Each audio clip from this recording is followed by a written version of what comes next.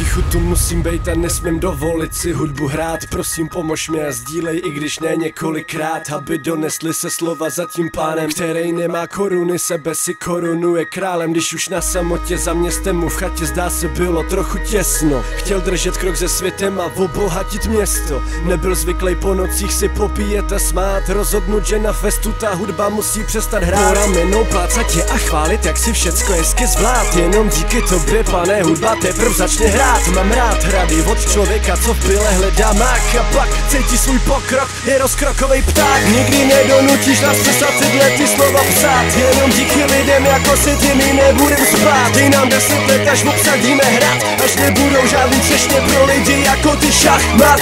Doma za žaluzkama dál si dělej machra, tohle je za to, že prý naše hudba sklapla. Teď prosím všechny lidi, co mají názor podobnej, pro pana Formana prosím jeden velký bordel teďka. Budeme pít, už se nebudeme smát, když to, co budeme chtít, my tady budeme teď hrát. Zabereme v tichu, budeme hody kasát, provedeme všechno, co se po nás bude přát a řvát. Nebo tady nebudeme stát, nad každý, kterou jenom oni mohli řát, ale my tu tvoříme ten nádherný stát, který na nás umí jenom národně srát a prát. Za nás nebo za tvoje práva, nedovolí nic a jen se zdráhá, něco jako rozjetá horská dráha. Chceme jich zastavit a tak se zdráhá. Rytíři z baníku mají moc práce, že nestíhají dělat ten pro lidi. Dneska už začíná každý se ztrácet, tak do jihu vyrazil origin. Máma mi říkala, nechej to synu, proč si vinu tak strašně blázním. To asi proto, že cítím se jiný, když život co mám, tak demolem sázím. Nemůžu za to, že nesvedu poslouchat názory, kdy mám jdou se slavy chodit. Jediný důvod mi řekni, proč chodili lidi tam po městě klíčem a zvonit. Ničem a řekne mi, musím mít spát, nejde se bránit a nejde se prát. Ráno do Kauflandu musí prej vstát. Fajn, schvál to celý stát, takže mám notářem schválený papír, de facto zábavu v hlavě zabil. V globálu dostal právo na nás rád, fajn, já mám právo řvát.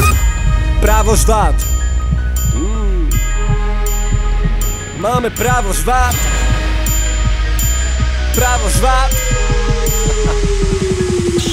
Po ramenou plácat tě a chválit, jak si všecko hezky zvlád. Jenom díky tobě, pane, hudba teprv začne hrát. Prosím všechny lidi, co mají názor podobnej, pro pana